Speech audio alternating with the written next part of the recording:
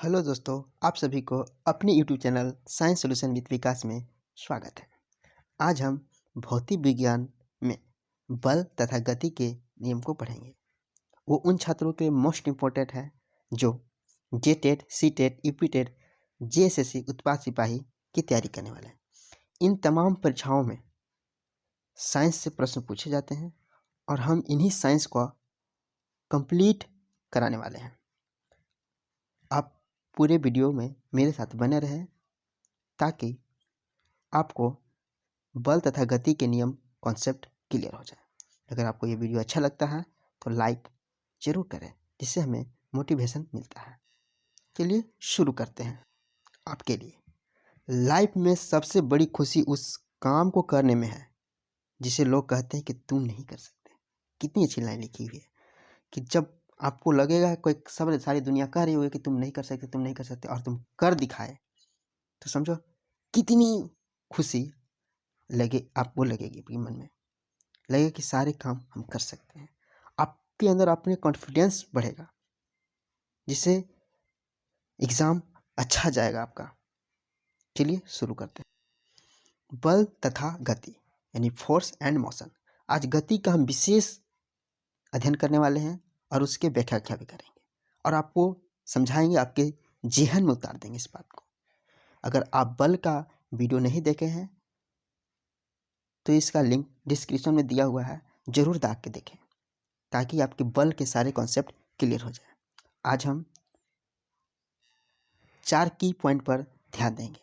पहला है चाल, दूसरा है वेग, तीसरा है त्वरण और चौथा है विस्थापन। तो पहले चाल की बात करते हैं। चाल जैसे कि जनरल आप सभी जानते हैं कि घोड़ा चलता है, गाय चलता है, ट्रेन चलती है, साइकिल चलती है, ये सब चलना ही चलना है। वेग, वेग अगर चाल को ही वेग कहता है, दोनों में ज़्यादा डिफरेंट नहीं, बस थोड़ा सा इतना डिफरेंट है कि वेग जब भी बोलेंगे तो हम लोग दिशा की बात करेंगे, निश्चित दिशा की बात करेंगे कि वस्तु चल रहा था किस दिशा में। जैसे ट्रेन कहेंगे कि ट्रेन पूरब से आ रही है, ट्रेन पूरब में जा रही है, हम उत्तर की ओर जा रहे हैं, आप दक्षिण की ओर जा रहे हैं। ये सारी बातें यानी दिशा जरूर बोलेंगे, तब वो वेग हो जाता है।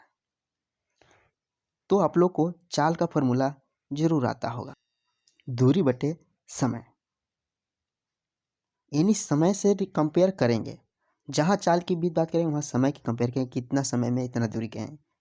वेग में भी वही करेंगे, लेकिन उसमें तो दिशा की बात करेंगे।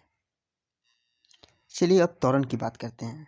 त्वरण जैसे कि कोई वस्तु 5 किलोमीटर घंटा से चल रहा है, अगला सेकंड 10 किलोमीटर, तीसरे सेकंड 15 किलोमीटर, चौथा सेकंड 20 किलोमीटर पर घंटा से चल रहा है।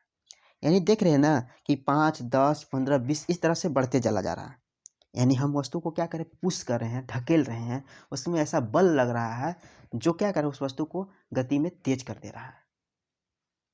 त्वरण में मतलब प्रति सेकंड वो बढ़ता चला जाएगा, चाहे एक समान दिशा घटेगा चाहे दिशा बढ़ेगा। जैसे कोई व्यक्ति अगर आपको देखता है तो कभी कभी बाइक एक्सीलेटर बढ़ा देता है, तो क्या करता है, वो त्वरित करता है बाइक को। लेकिन कभी कोई व्यक्ति आप जा रहे होते हैं, बाइक से जा रहा होता है, आपको अचानक देखता है तो बाइक क्या करता है, रोकता है, तो एक्सीलेटर क्या होता है, कम कर देता है। तो वहाँ क्या हुआ, इसका मंदन हुआ। इसकी विशेष चर्चा अगले स्लाइड में करने वाले हैं। और विस्थापन को आप समझते हैं। विस्थापन क्या है? विस्थापन दो बिंदुओं के न्यूनतम दूरी को विस्थापन कहते हैं। जैसे मान लीजिए कि कोई गोलाकार मार्ग है, यहाँ से आप चलना शुरू किए और फिर घूमते घूमते घूमते घूमते यहाँ आ गए, तो आपका विस्थापन क्या हो गया, 0 हुआ।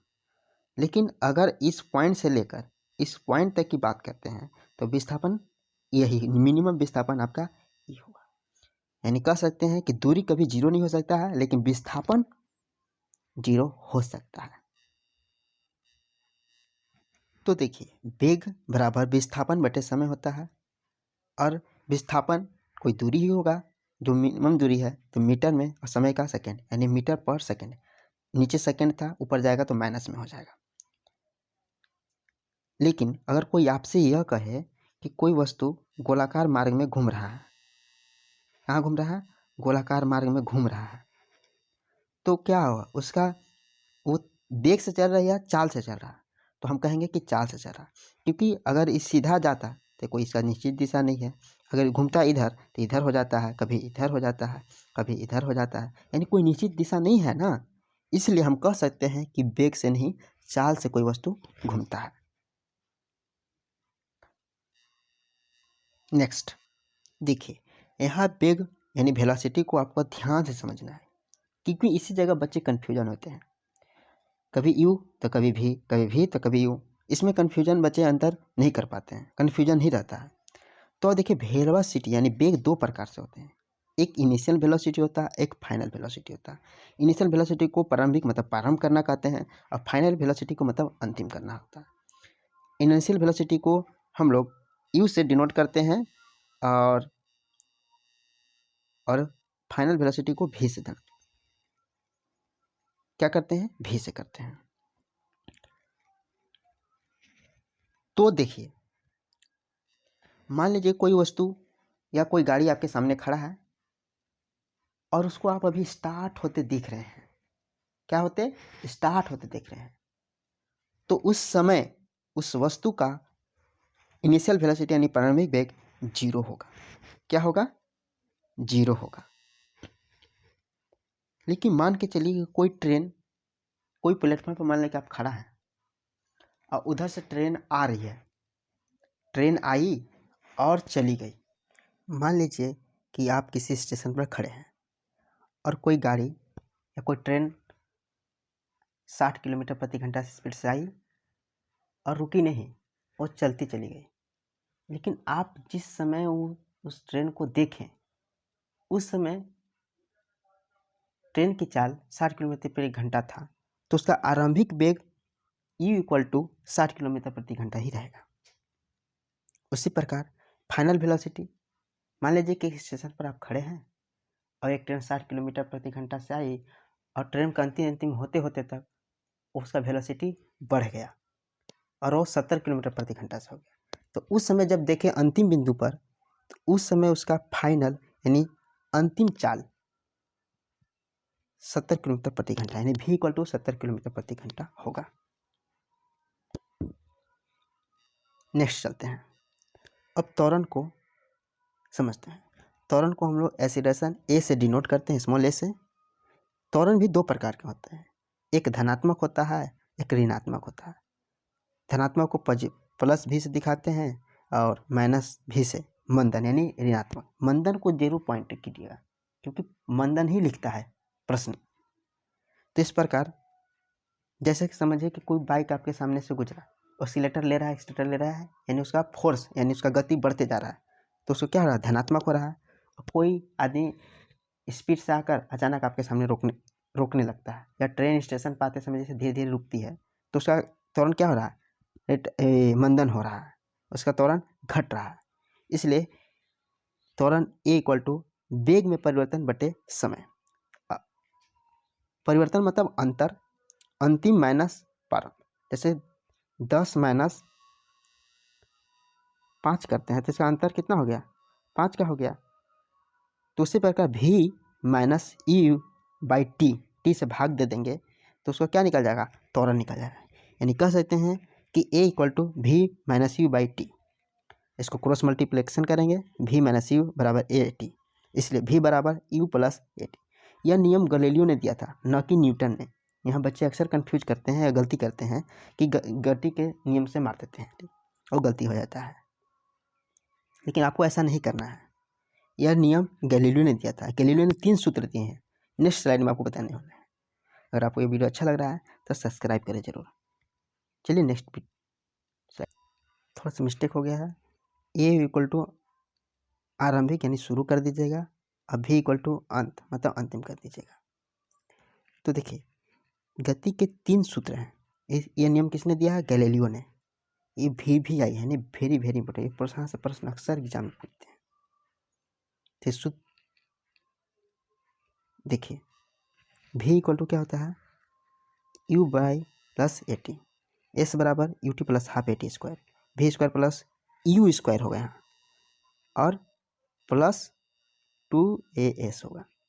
वी स्क्वायर बराबर प्लस 2as, वी स्क्वायर बराबर यू स्क्वायर प्लस 2as। मेरे साथ दोहराइए, वी बराबर यू प्लस 80, एस बराबर u t plus half at square, v square बराबर u plus 80, u square plus 2as। Next गति, गति को समझिए। गति भी दो प्रकार होता है, एक समान गति, एक असमान गति। समान नाम से स्पष्ट है, एक समान मतलब बराबर बराबर चलना, असमान मतलब बराबर नहीं चलना।